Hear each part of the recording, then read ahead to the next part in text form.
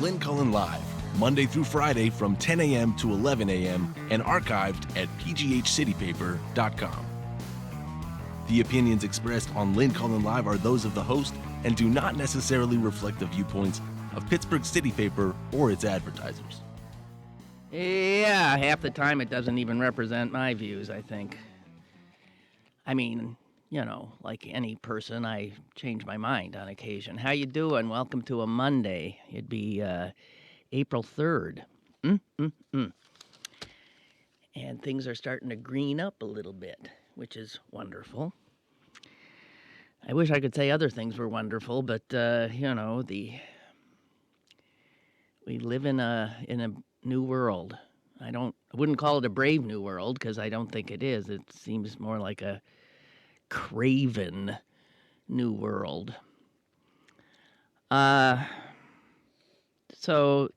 the effing president started his day bright and early at 6 o'clock tweeting. It was almost like a Saturday. It was weird because on Mondays he's usually sort of like, oh, you know, he's got stuff he's got to do. So he was tweeting this morning about all manner of stuff, quoting Fox and Friends, saying Hillary, talking about Hillary and the fact that he said she got answers during the debates. I mean, so he's way back. Answers during the debate. Which, by the way, she did not get. Apparently, Donna Brazile did feed her one question that might be asked during a debate. What kind of a weirdo is he? I mean, he vanquished her. She's gone. She's done. And he wakes up in the morning and he can't, and that's where he goes. He feels more, I don't know. I mean, I can't, who am I? I can't even, I can't figure it out. And then he tweeted at 6, he tweeted at 7, he was still tweeting at 8 and 9, which is really late for him to be tweeting. I got to tell you, as somebody who follows his feed. And this, as anybody who reads the papers know, is a very busy day for the Trump administration. He's meeting later with the president of Egypt this morning. Don't you think he might be doing a little prep for that instead of fulminating about Hillary and a debate that happened 7, 8, 9 months ago? Oh, God. So anyway, it's not surprising that some of what we're starting to read is despair. People who write about national politics now, I would say, the tone is despair. Anyone who thought maybe he just, he's just getting his sea legs, maybe he'll get. Nobody thinks he's going to change in any way. I never did, but some people apparently. Here's some of what was written just over the weekend. Roger Cohen, audacious ignorance is hard at work in the White House. The only solace is that with Trump, it's accompanied by paralyzing incompetence.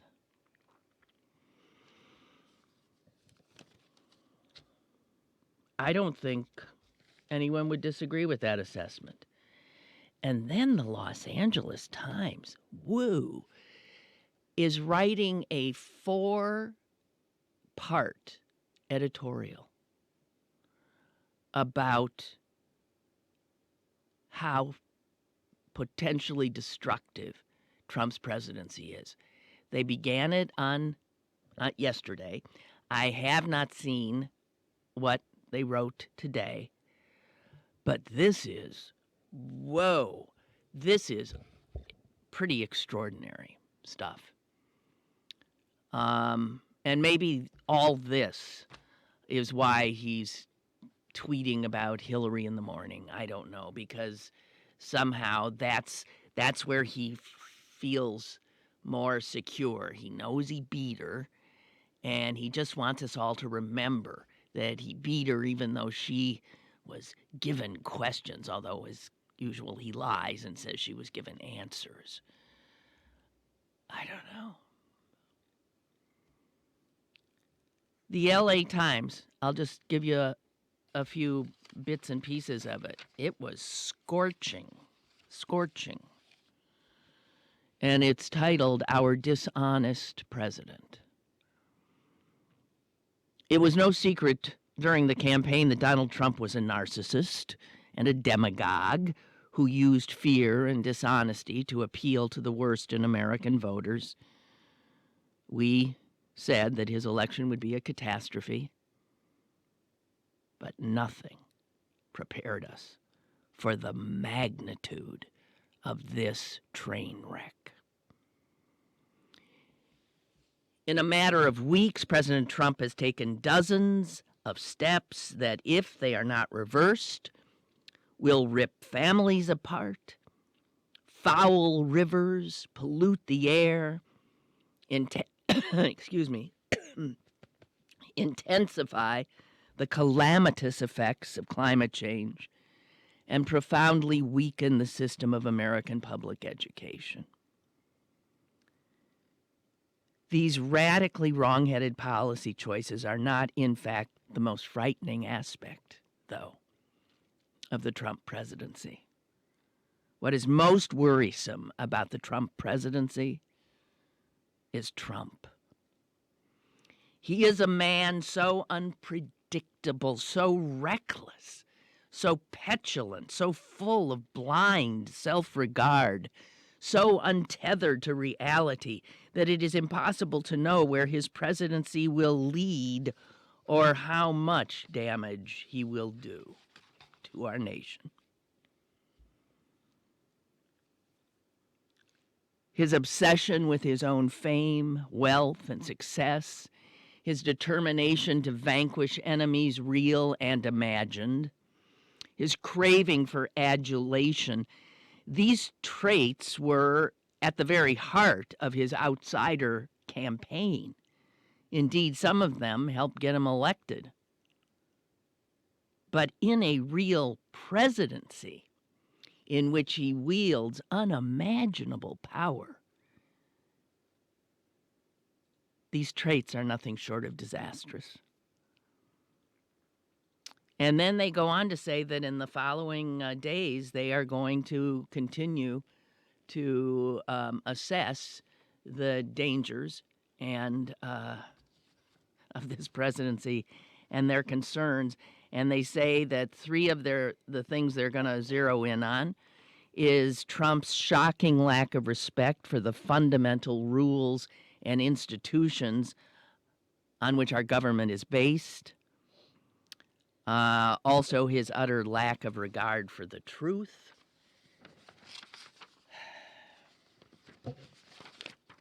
And what was number 3? His willingness to repeat conspiracy theories, crackpot conspiracy theories. And then they don't quite end, but this is the last sentence I'll share with you. They say this nation survived Andrew Jackson, his hero, and Richard Nixon. It survived slavery. It survived devastating wars. Most likely, it will survive again. That is a very tepid, most likely it will survive again? Not sure. That's the LA Times. Oh, I mean, just in case you were ever having a moment's doubt, thinking that you may be being too harsh in your assessment of the president. And will somebody please stop the farce that is known as Jared Kushner? Wait, let me try to remember all the things that his father-in-law has told him to do. This is what Jared has on his agenda. He's supposed to reorganize the American government. make it more efficient, a la kind of business model. Okay, you could do that in an afternoon, I suppose. He is supposed to bring peace to the Middle East. There was something else. He has sat in. I mean, those two things alone, of course, they're laughable. That is laughable. There's another thing that he actually has an initiative that he is in charge of. This is like, it's like when I was a little girl and I'd play house. I mean, these guys are playing president. And then I find this morning that Kushner is in Iraq. Well, or Afghanistan. Where the hell is he? He's in Afghanistan? One of those countries that we're at, where our troops are. This is the business of the Secretary of State. But in fact, Rex Tillerson is nowhere to be found. Even the people who work in the same building with Rex Tillerson, our supposed Secretary of State, never see him.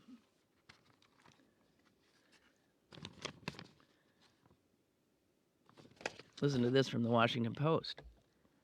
Secretary of State Rex Tillerson takes a private elevator to his palatial office on the 7th floor of the State Department building, where sightings of him are very rare on the floors below. Many days he blocks out several hours on his schedule as reading time.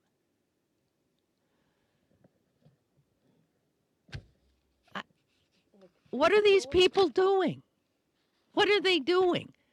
Now, given anybody else, I would say, okay, if Secretary of State John Kerry or Secretary of State Hillary Clinton or Madeleine Albright or Condoleezza Rice put out, I'm sorry, but from 1 to 3, I'm reading, I would assume that they were reading things having to do with global issues, specific regions that they needed to bone up on. I don't have that sense with Tillerson. He's probably reading the Wall Street Journal, checking on his ExxonMobil stock. And then it says Tillerson, while he's up there in his palatial eyrie, that he really interacts only with a very tight insular group that came with him to the State Department. So these are not State Department people, they're his political aides who have come there with him. That's who he's talking to. And the career diplomats who know the territory, who are there to explain to him, here's how things work, here's what you do, here's what you can expect from this head of state and that head of state, here's what you need to be aware of. The career diplomats say they still have not met him, and some have been instructed, get this, not to speak to him directly or even make eye contact.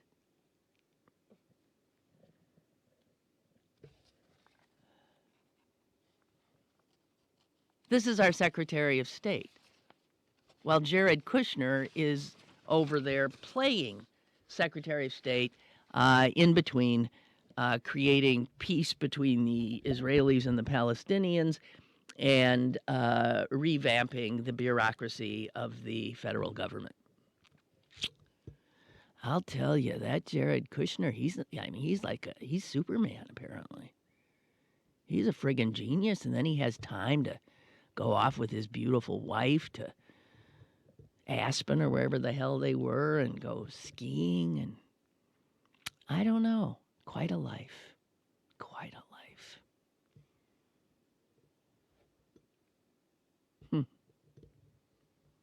The phrase banana republic keeps popping into my head because these guys operate exactly like an autocratic banana republic. That's, where the family owns the country, essentially.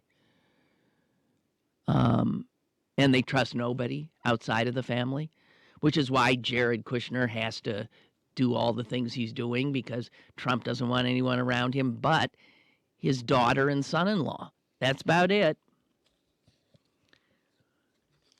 Front page, New York Times today, China recognizes Kushner as path to the president.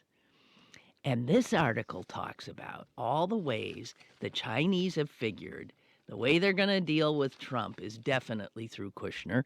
They already have. So he also, again, playing Secretary of State and fixer and deal maker all the time, speaking of deals, while he's attempting to negotiate with a Chinese company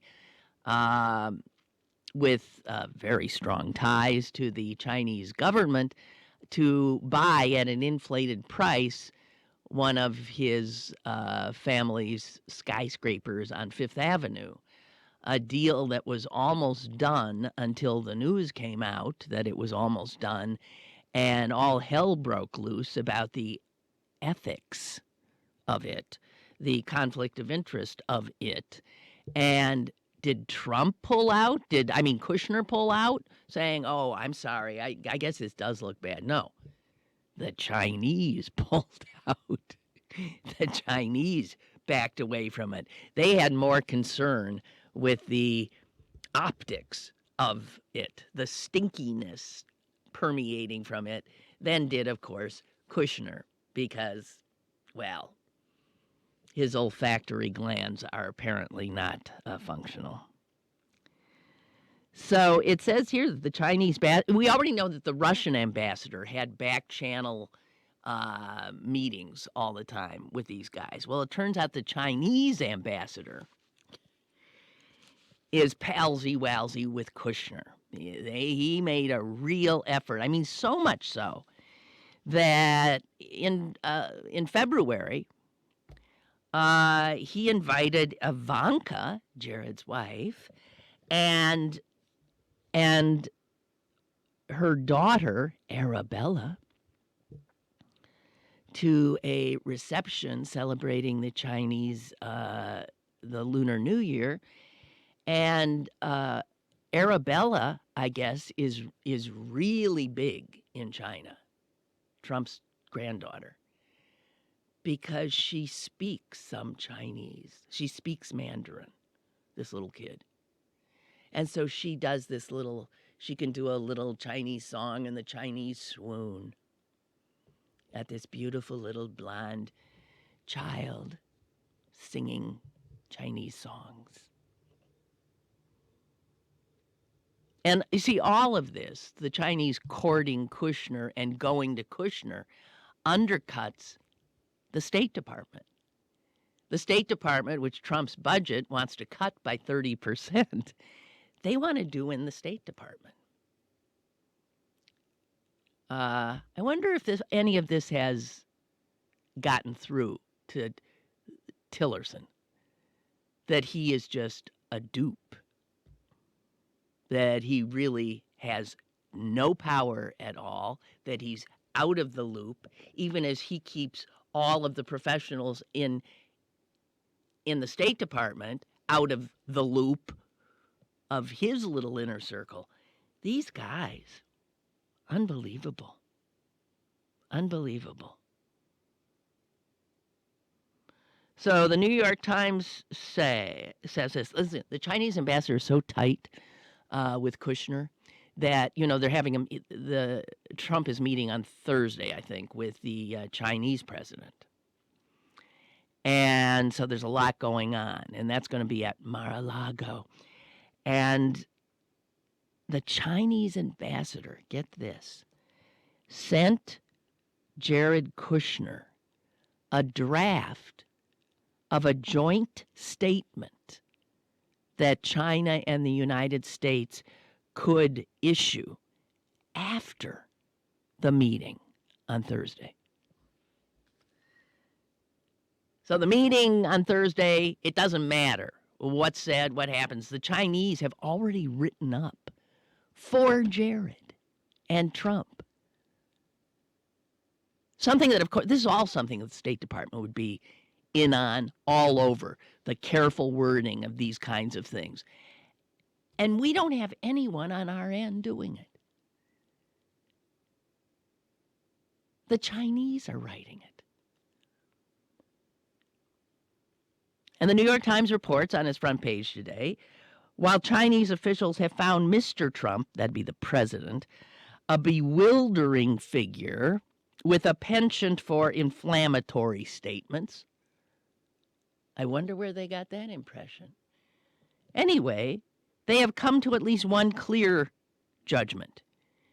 In President Trump's Washington, it's his son-in-law who is the man to know.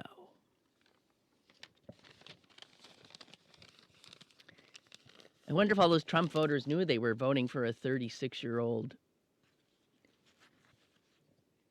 Jewish con artist. Unbelievable. I hang my head in shame. I'm truly so humiliated and embarrassed that this is my country. This is my country.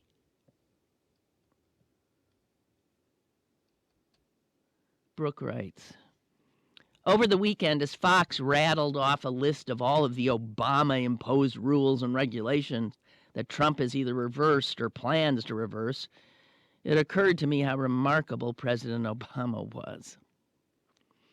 Obama was able to govern and introduce policy despite the constant roadblocks provided by Boehner, Ryan, McConnell, the whole damn bunch of them. Against all odds, Obama was able to give us a government for the people. Trump is, of course, giving us a government for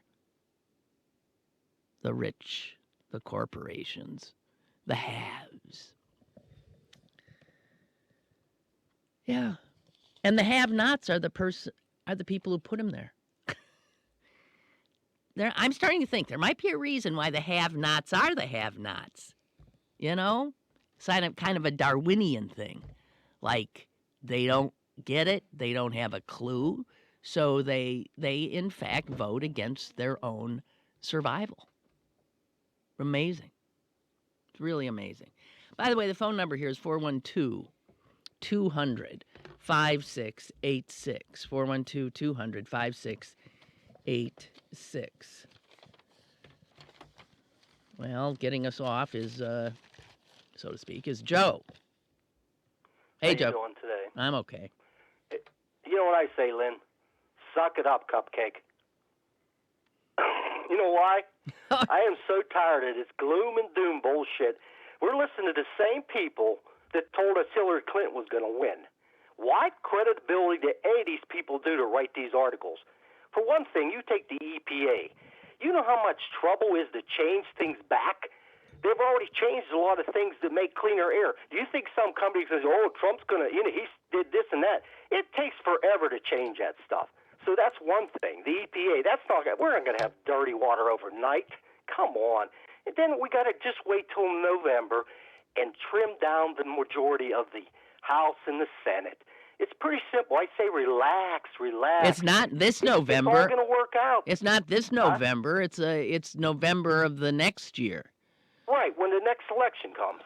Yeah. It's not the next one. Time to do a lot of damage. And they're not even doing anything. They can't get nothing through. They're fighting among themselves. It's a perfect environment right now. You know what? I'm laughing at them. I got to say, hey, I'm going to call you on that because you, who we hear from quite often, sometimes call in and you just said, what did you call me at the beginning?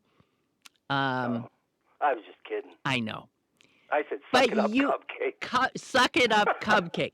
Because after a lot of your calls, as you well know, I could say the same effing thing to you. Because sometimes you call up and you're like suicidal. Yeah, that so okay, I get to the point where you can only get so much of it, and then you have to say, wait a minute. I've tell you the truth. I've registered 9 new people, so I'm working I'm working it. So What do you mean? I'm working on it. I'm waiting for the next elections. Are you? That's the important thing. Wait. And do you know how they vote? The Democrats, old Democrats. I don't care if they're Democrats, because a lot of Trump voters are Democrats. Are they people? They'll tell you if they're going to vote for the asshole. They were Democrats that didn't vote. That's how you get them back. Well, I guess so. I just shoot them, but you're right.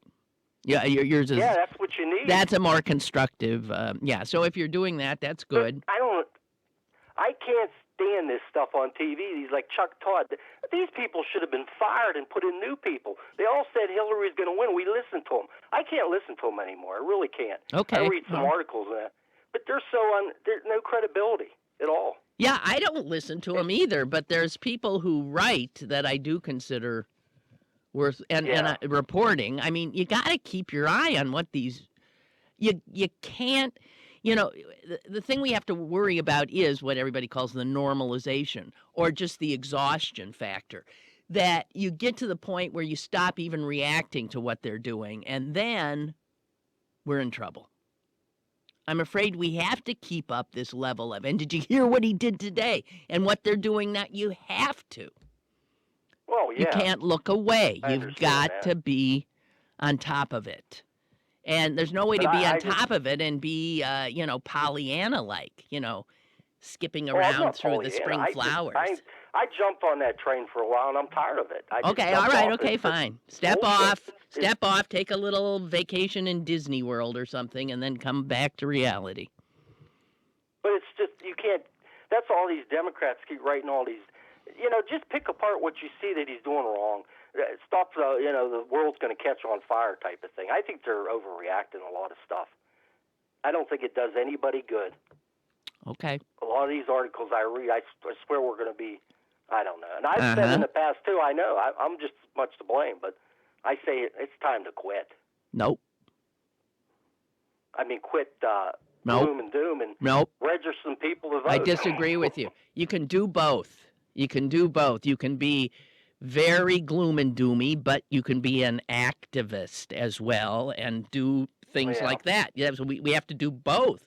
I mean, there's no way of looking at the reality and not being gloom and doomy. I mean, I'm sorry. It's these sons of bitches. They're about to put this week. They're about to put Gorsuch on the court, and they're going to do it by absolutely destroying the level of the bar that's been required for justices to be on the Supreme Court. He's going to get fewer votes than any justice on that court. And that lowers the bar from now on. And it'll create absolute chaos. It'll be a wonder if any person can ever again be confirmed to the Supreme Court. Things have gotten so totally partisan. Our government is it's like a ship at sea in a typhoon, and things are creaking. It is being tested and battered, and there's no assurance that we're gonna withstand this storm. I don't think there is. So there's my gloom and doom coming right back at you. And that's after I've looked at the reality, I do not think that is an unreasonable position. Well, there's going to be damage. I realize that. Yeah, okay. Well, before I bum you out, since you're on such a happy mood, I'm not happy. Yeah, you are. You want to just have a nice day, and I don't blame you. So go ahead. Get lost. Okay. Okay. Okay, thanks a lot. Goodbye. Bye. Oh, God. What's this? I would like your take on Michael Moore, please. He has a more clear opinion why the Democrats keep losing elections. I know you don't like him. Well, then why do you want my take? Oh, you want to hear why? I don't like him on a purely personal level. I I think my politics and his politics often dovetail, not always, but often. I don't like Michael Moore from the first time I ever saw him, or one of his products, and that was the film that first made him into somebody whose name we knew, and that was his documentary Roger and Me. That was the first one. And that was the one when, he went back to Flint, I guess, right? And looked at this town that had been decimated by GM. I'm trying to remember all I think General Motors pulling up stakes and then the town going down. And I thought it was an excellent film in many ways, but what I didn't like about him was how his style was to humiliate little people who had nothing to do with what happened to Flint or the auto industry. They were just regular people trying to live their lives.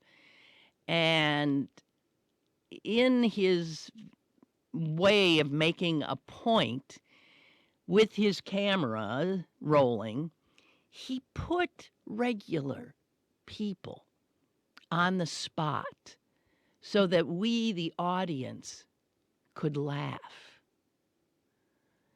I found it cruel. I found it unfair. I just don't like him. I don't know what else to say. I'm not saying the work he does is necessarily something I don't like, but because he's always so much a part of it, I have trouble.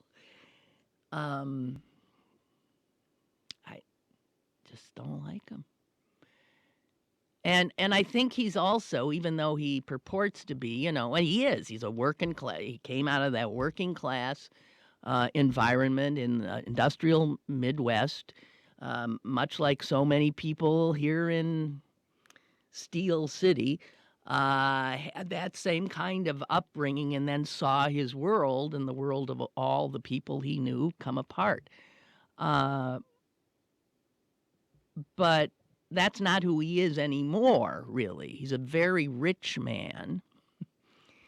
And I think now he's sort of another white privileged guy who does a lot of mansplaining, stuff like that, and annoys the hell out of me. He just annoys the hell out of me. I cannot. And I've asked myself, is it because, I'm being totally honest here. I have asked myself, are you sure you're not being so hard on him because you find him physically repulsive? I mean, I do. I look at him and I want to turn away. So between not liking the personality and then the package it's wrapped in, I don't know. I don't know. I don't like him because of, the way he looks or anything. I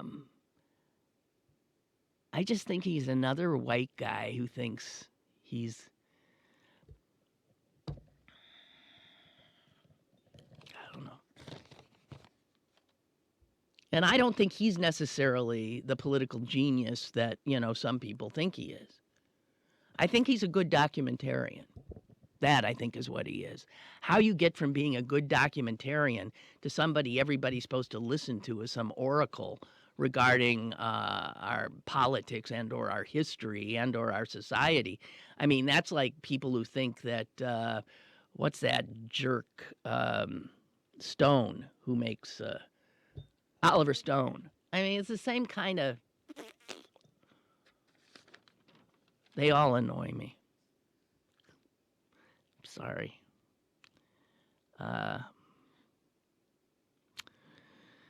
So, here's something that would have been such huge news in any other presidency. This shows again how how we're in a different place than we've ever been. And anyone who thinks it's a better place is fucking up the gene pool. That's all I want to say. Here is something that happened this weekend that would have been huge story if it were the Obama administration, if it were Bush, if it were Herbert Hoover, if it were John Adams. It doesn't matter. But in Trump's presidency, it didn't even, it didn't even, maybe it got a, that's what it got. The President of the United States, that would be one Donald J. Trump, wrote a check this weekend out of his own funds, I guess.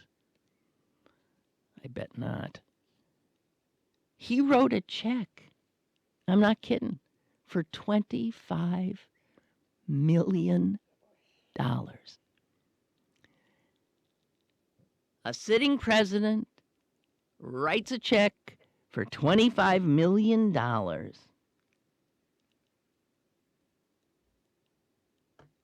which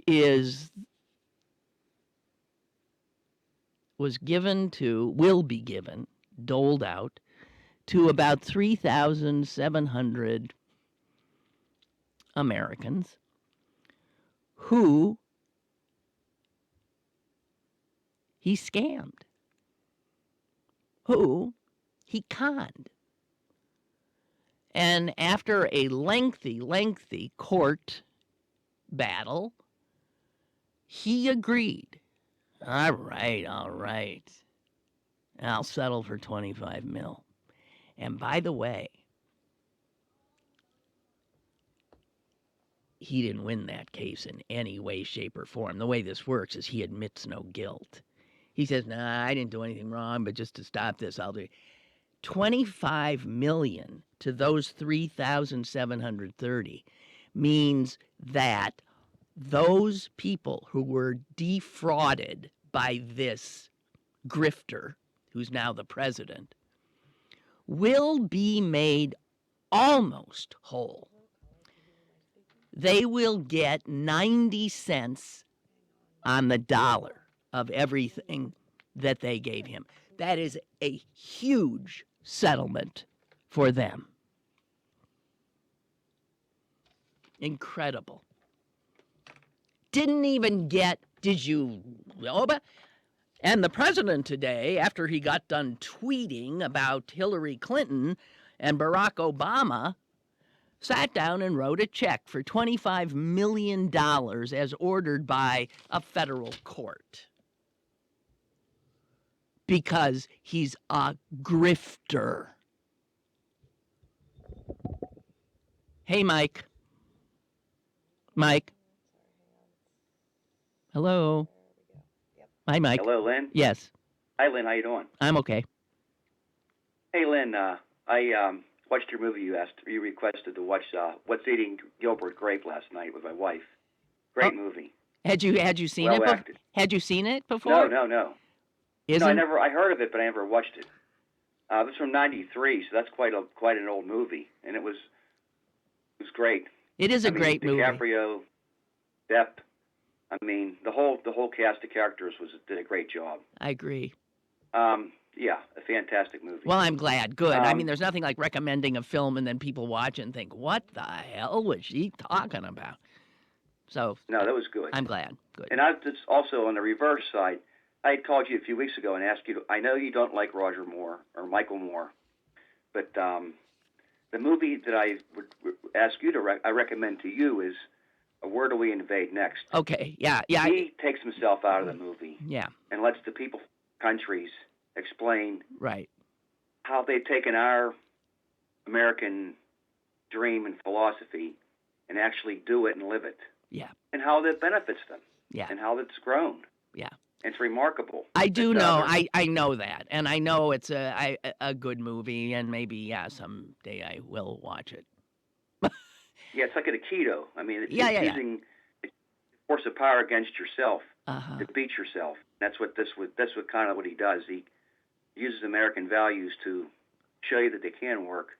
I don't, like I said, I can't. I with the Trumpsters, just every day he's tweeting this morning, listen to Fox News, and he's being spied upon. And can you imagine? I don't know. The first 3 hours of today, when he's got this schedule where if I were meeting with the Egyptian president at 11:30 this morning, I would be, oh my God, I'd be a wreck. I'd be making sure I knew what I wanted to say. Blah, blah, blah, blah, blah.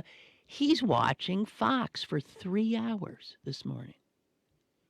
And tweeting. And telling people that he's right, that there's Comey's told him that nobody spied on him. Everybody's not one person except himself, and he still keeps saying that he was spied upon by Obama. Which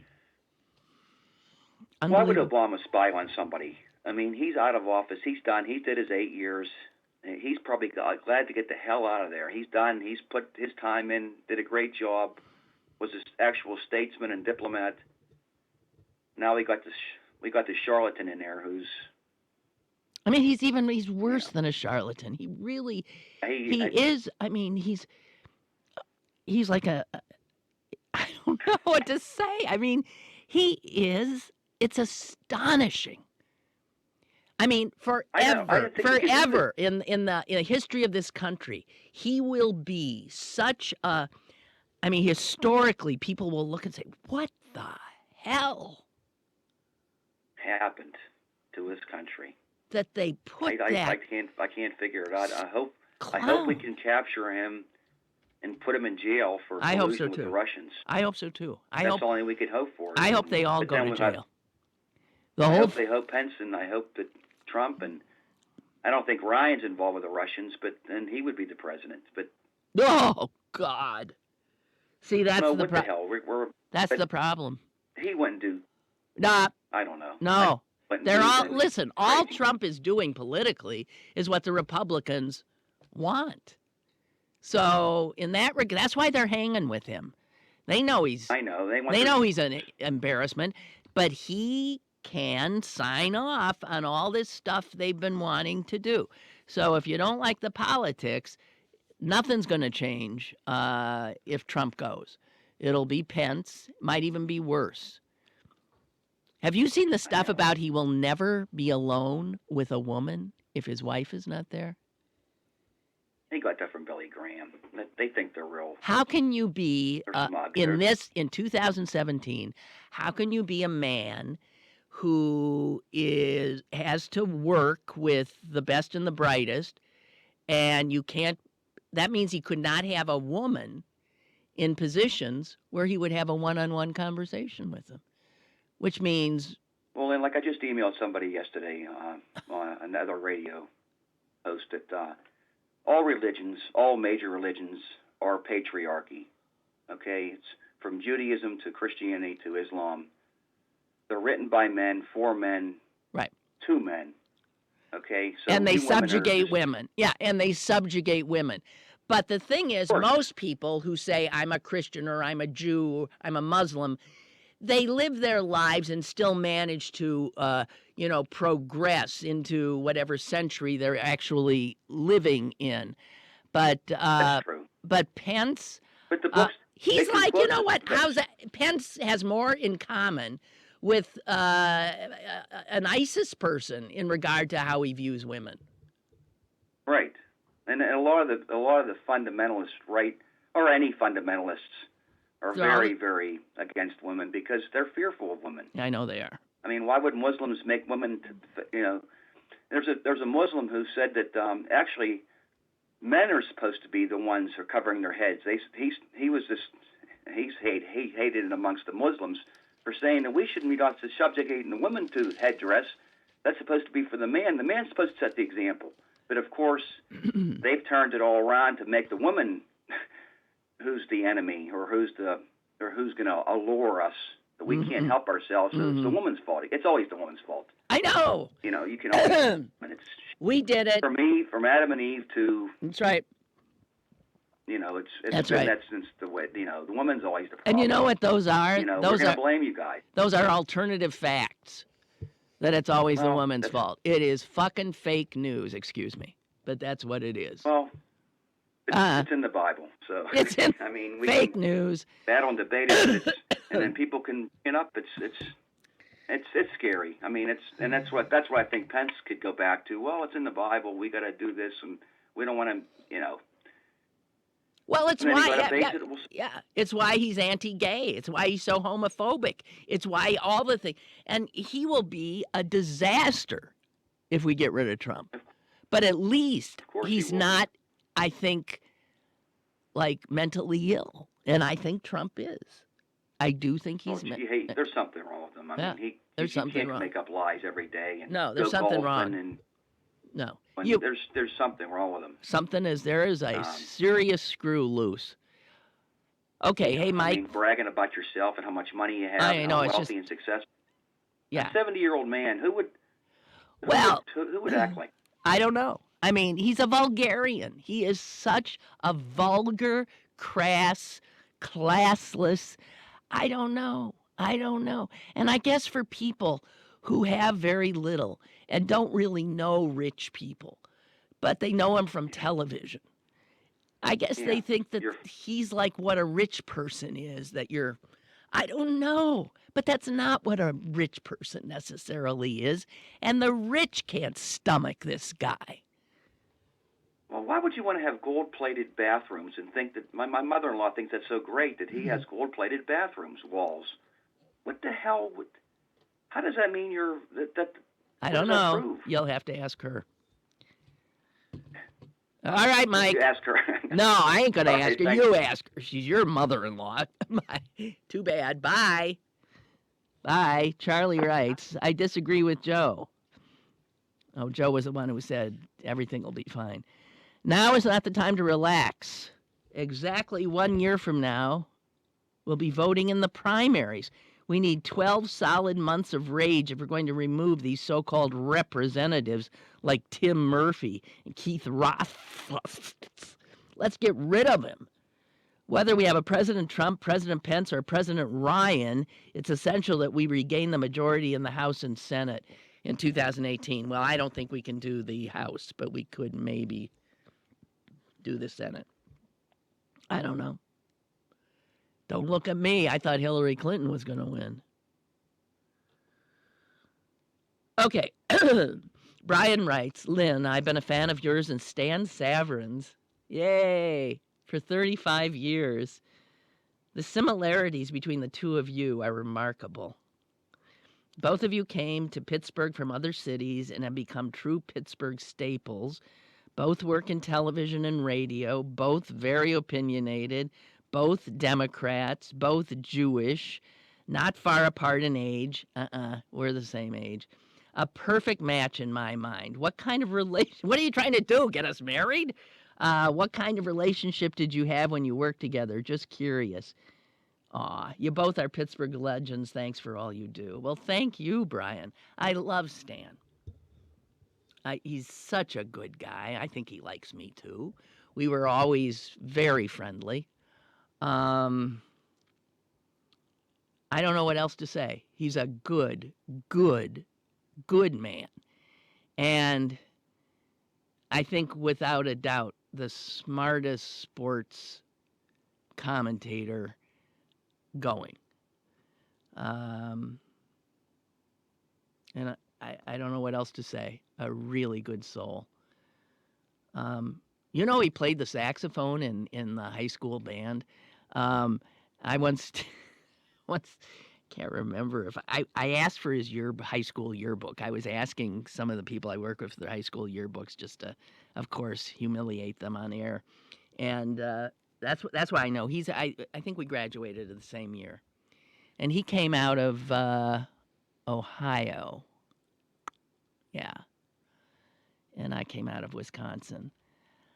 I talked to him not too long ago, and we both said, hey, so yeah, I got to get together. I got his phone number right here, and then we don't. And that's on me, but I think it's also on him. I mean, the two of us you say we're so much alike. That's how we're alike. And we'll regret that. He's had a lot of health battles, and been through hell, and he just keeps popping back up. He's got a good man, really good man. Savransky was his name. Just like Myron Cope was Kopelman. We got Kopelman, we got Savransky, and back in the day, there was this sense that if you looked or sounded too Jewish or your name was, and here I am undercover as an Irish Catholic with a name like Cullen. It's weird. Ken Rice is Jewish. That's not a Jewish name. I mean, it's weird how that is. It was an assumption that you made. I'm off track. I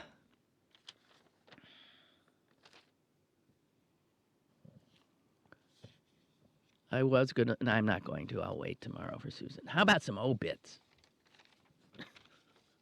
My favorite thing. How about obits? Okay.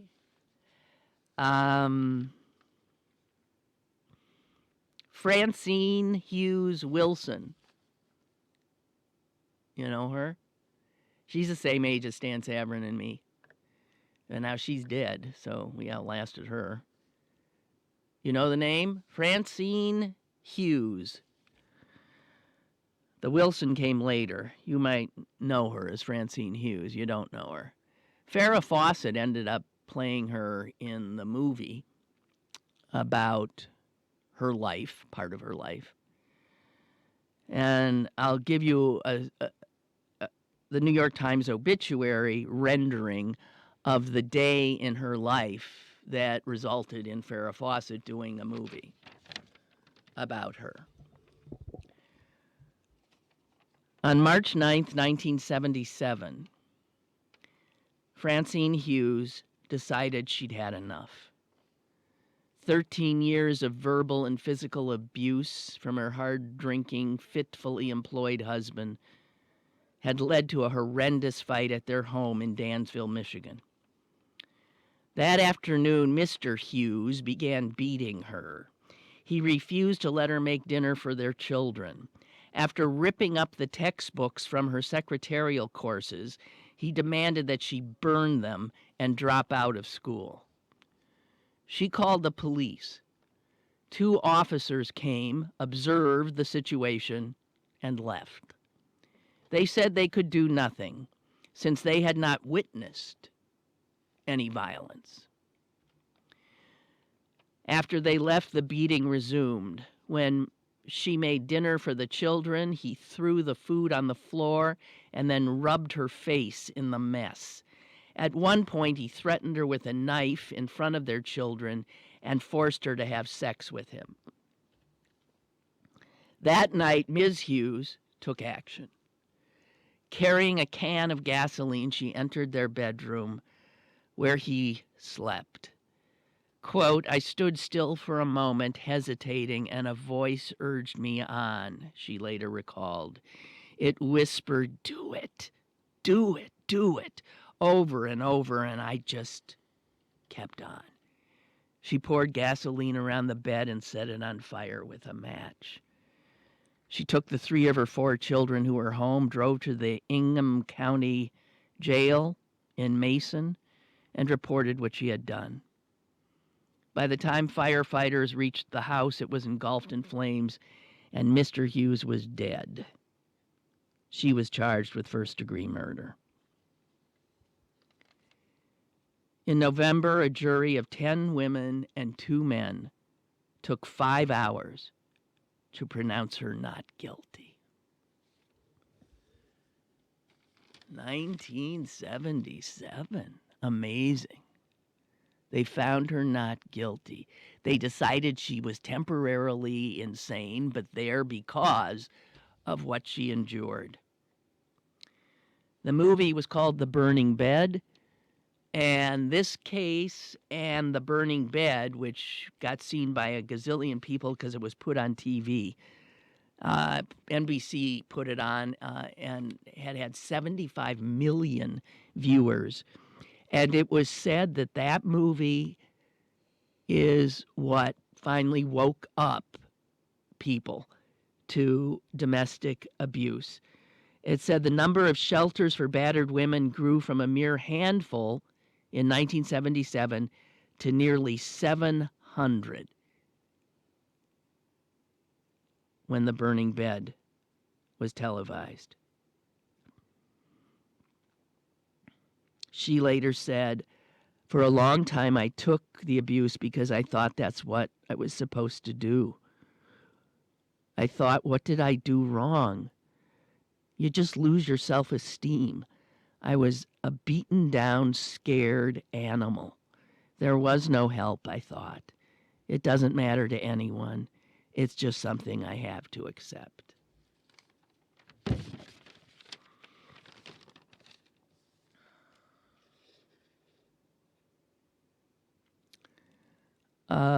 Melanie writes, "I went to a house gathering yesterday with Dan Frankel, and the first thing he said was, we have to keep being vigilant because if we look away, it's going to be a disaster. Even if we don't look away, I'm afraid it's going to be a disaster." As hard as it's been to stomach this situation, we have to keep going. My new motto is, the only thing necessary for the triumph of evil is for good men to do nothing. Good people to do nothing. Absolutely.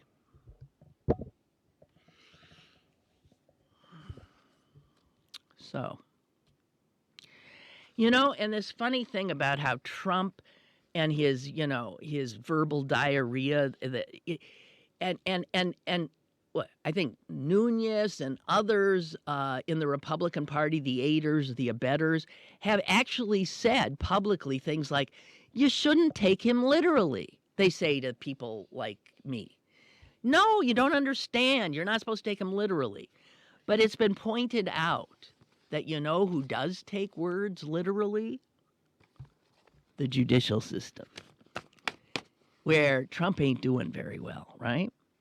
So here's another loss in court for our verbally spasmodic president. A federal judge in Kentucky on Friday said he took Trump at his word.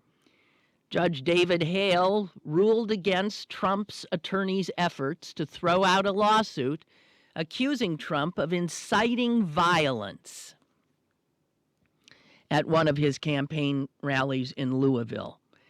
It was one of the rallies, you remember Trump, get him out! Get him out of here! Get him the hell out of here! Get him out! You remember that phase of our national story? And according to the protesters, because he's screaming, the protesters were shoved, they were punched by his supporters, and Trump's attorneys go into court and say, look, he said get him out. He didn't say punch him. But the judge said that there was plenty of evidence that the protesters' injuries were a direct result of Trump's words. The judge said it is plausible that Trump's direction to get him out of here was an order, a command, and that it advocated the use of force to remove them. And all of these travel ban stays have all been there because of his words. The judge in Hawaii that totally put a stop to the Muslim ban said that all the things he had said during the campaign about banning Muslims figure in and cannot be seen as separately from the action that was taken. Nor can Rudy Giuliani's boast on Fox News that, hey, so yeah, Trump called me up. He said, put a commission together. Show me the right way to do this legally. All of that matters, see. So these loose talkers who are used to saying whatever they want to say and not suffering any consequences, the judiciary views words with a little more respect. And they are not inclined to take seriously anybody who says, well, he was just, joking, or he says things, he exaggerates. He's, you're not supposed to take it literally. The judiciary does, and thank God. All right, guys, that's it for me. Stay vigilant. Stay vigilant. And I'll talk at you again tomorrow. I wish I cared about this March man. Gonzaga. You got to root for the little guy, okay? Anyway, who cares? I'll talk to you tomorrow. I think Susan will be joining us. Bye.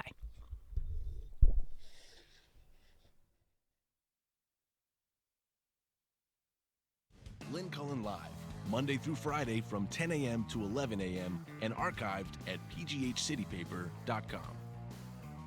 The opinions expressed on Lynn Cullen Live are those of the host and do not necessarily reflect the viewpoints of Pittsburgh City Paper or its advertisers.